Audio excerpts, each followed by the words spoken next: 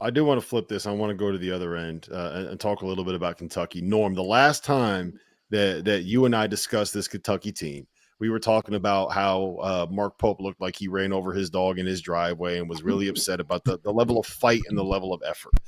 There was the fight was there tonight. They guarded their asses off.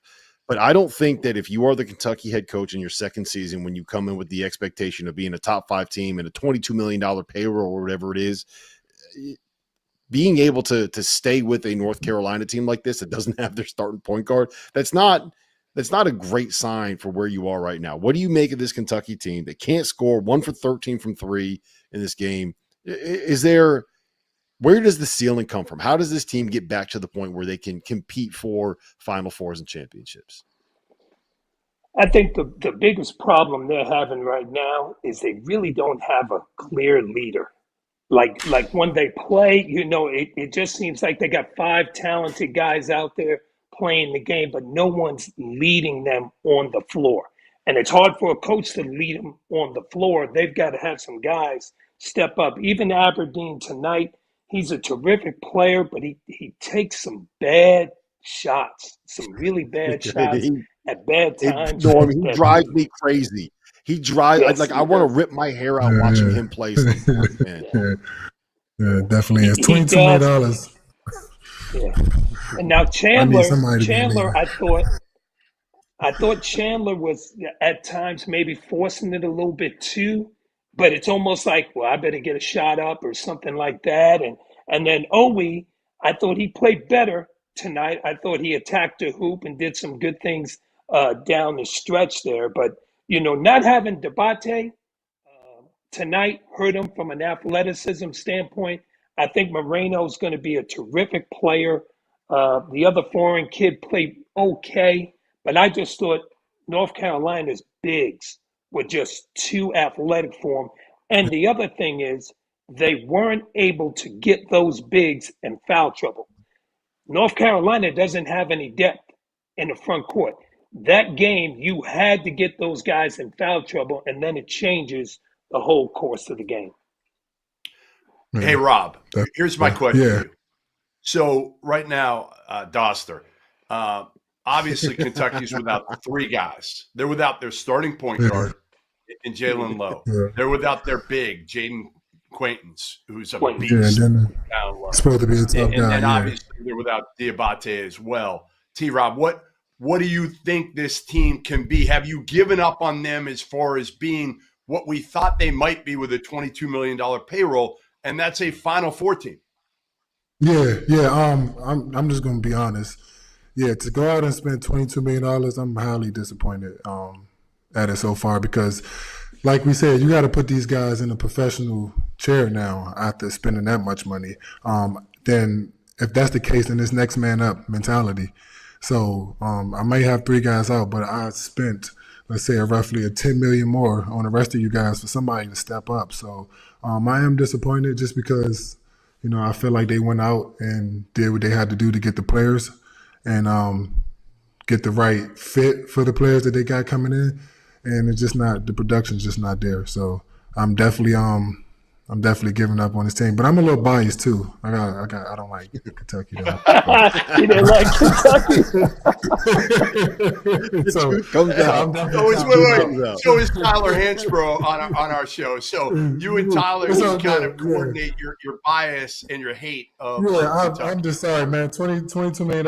I need next man up. I shouldn't have the worries of having a top guy out that we're going to struggle because that's why I went to go spend the big bucks. Yeah, I tend to agree. I do think that the biggest issue they had tonight was guarding the paint and getting on the defensive glass. And I think that is where Jaden Quaintance makes the biggest difference, right? Like that's what he does. Yeah. He's big, he's athletic, he boards, he can block some shots.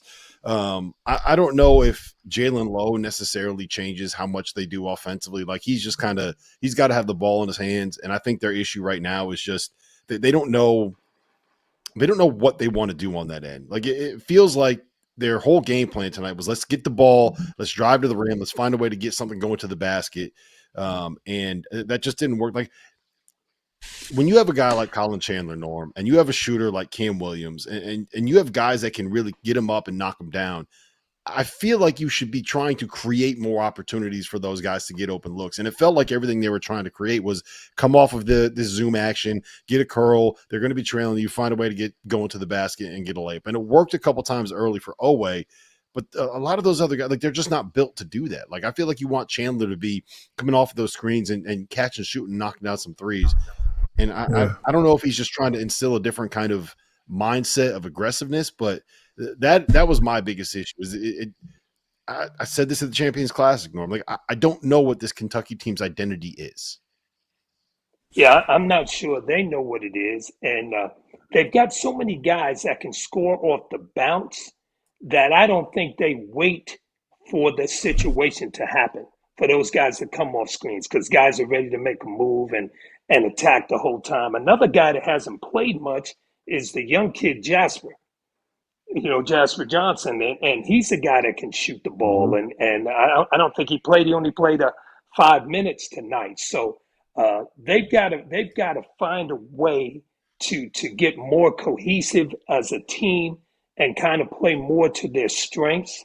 I think what they're thinking now is we're just going to win purely on talent, and that's not going to be the case when you're playing against good basketball teams that are going to take you out. Yes, well, talent to score. They don't have. I don't think they have a ton of scores. Like, Garrison's not a scorer. He's a rebounder, shot blocker, runner. Moreno's a drop-off guy. That's how he's going to score. You know what I'm saying? Even Debate is an attack the basket, offensive rebound. He's not a scorer. Now, Chandler can shoot. I think Aberdeen can make a play and score. Oweh's kind of a downhill guy, but they don't have many catch-and-shoot guys. So they're playing probably a different style than what Pope was used to playing at some other places. Or last year's team. The issue. Last year's team had shooters.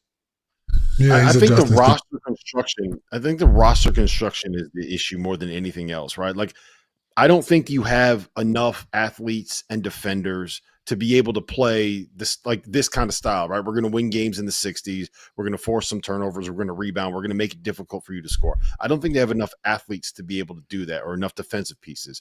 But they also don't have the shooters and the offensive weapons that you need to be able to be what we thought Mark Pope was going to be. And it kind of feels like are good enough, Rob.